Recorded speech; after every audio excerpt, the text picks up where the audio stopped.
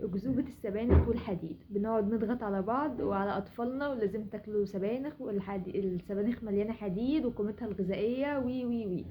هي فعلا السبانخ قيمتها الغذائية عالية جدا، وبتحتوي على نسبة كويسة جدا جدا من الحديد، بس للأسف هي بتحتوي على الأوكزالات اللي بيصعب من امتصاص الحديد اللي موجود فيها.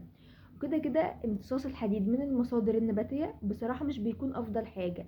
لو أنا عندي نقص من الحديد، الخيار الأفضل ليا هي المصادر الحيوانية زي الكبدة زي اللحمة، الحاجات دي بتكون أفضل لي وأحسن لي بكتير. فعشان ما نقعدش نضغط على أطفالنا وكله سبانخ وهم مش بيحبوها وي وي عشان خاطر الحديد، وهي أصلا مش الاستفادة بتاعتها مش عالية قوي، فبلاش ايه، لا عادي ما بيحبوهاش خلاص. هي طبعا قيمتها الغذائية عالية، فكوريقات خضراء ممكن ناخدها في حاجات تانية، بس مش لازم نضغط عليهم لان الامتصاص بتاعها صعب. فعشان كده ايه، ما نضغطش عليهم ونقعد نقول الحديد والسبانخ. يا جماعة عادي جدا جدا. ازاي اتغلب على احساس الجوع طول الوقت؟ طول الوقت حاسس ان انا جعان، طول الوقت حاسس ان انا عايزة اكل او اكل حاجة حلوة او اول حاجة نعملها ان احنا نثبت مواعيد الاكل اللي بناكل فيها. يعني لو انا بفطر من 9 ل10، كل يوم افطر من 9 ل10 11 اخري الراوند الايه الساعات ميعاد الفطار بتاعي. لو بتغدى من 4 ل5، اتغدى كل يوم من 4 ل5 او اخر 6 في الحدود دي. كل يوم هلاقي لو فضلت ماشية على الموضوع ده فترة، كل يوم هلاقي نفسي مش بجوع غير في التوقيتات دي. يعني هلاقي نفسي مش بجوع غير من 4 ل5. جسمي هيتنبه ان احنا خلاص ده ميعاد اكل فطاري، ده ميعاد غدايا، هتلاقي نفسك بتجوع في التوقيتات دي. دي اول حاجة. تاني حاجة ان انا اشيل السناكس.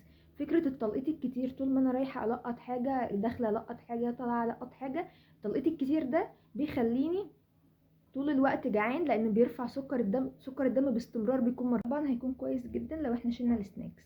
تالت حاجة ومن الحاجات المهمة جدا ان انا اقلل جدا جدا من النشويات البسيطة، حتى لو هي من ضمن سعراتي. يعني حتى لو هي من ضمن سعراتي ومش هتخني، فكرة ان انا اقللها ده افضل بكتير قوي، لان هي اللي بتديني احساس الجوع طول الوقت، وهي اللي بترفع لي سكر الدم على طول. رابع حاجة واهم حاجة من ضمن الحاجات المهمة جدا هو ان انا اطبق الصيام المتقطع. ما تعداش 14 ساعة للستات و16 ساعة للرجالة. فكرة الصيام المتقطع بيظبط لي كل الهرمونات، او ان انا اعمل صيام عكسي هرموناتي هتتظبط. ففكرة ان الانسولين سبايك طالع ونازل ده هتحللي معايا المشكلة بنسبة 80%، تبقى كويسة جدا جدا جدا. لما ببدأ دايت في الاول طبعا قايلين دايت من غير حرمان والكميات تكون مشبعة وكل حاجة، بس مع الوقت بتلاقي معدتك بدأت تصغر والدنيا بدأت تتظبط معاك اكتر واكتر. لو انا شخص بيحب الفواكه اللي بترفع سكر الدم بطريقة عالية، زي مثلا عندي العنب، افضل حاجة ان انا اعملها معاه هو ان انا اخد فاكهة تانية بتحتوي على الياف.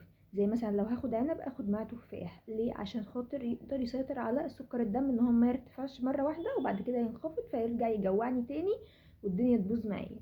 او ان انا اخد الفاكهة دي في خلال نص ساعة من وجبة كاملة، اكون لسه متغدية مثلا اخدها بعدها على طول. في الحالتين دول اقدر اسيطر على سكر الدم والدنيا ما تبصش معايا.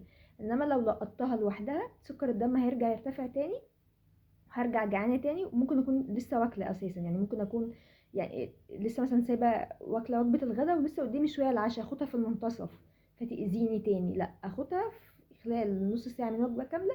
سواء اي حاجه بترفع سكر الدم او حتى الحلويات، يعني قطعه من الحلويات اخدها، او ان انا اخد معاها حاجه محتواها من الالياف عالي مثلا زي التفاح زي ما قلت لكم، او اي فاكهه محتواها من الالياف عالي.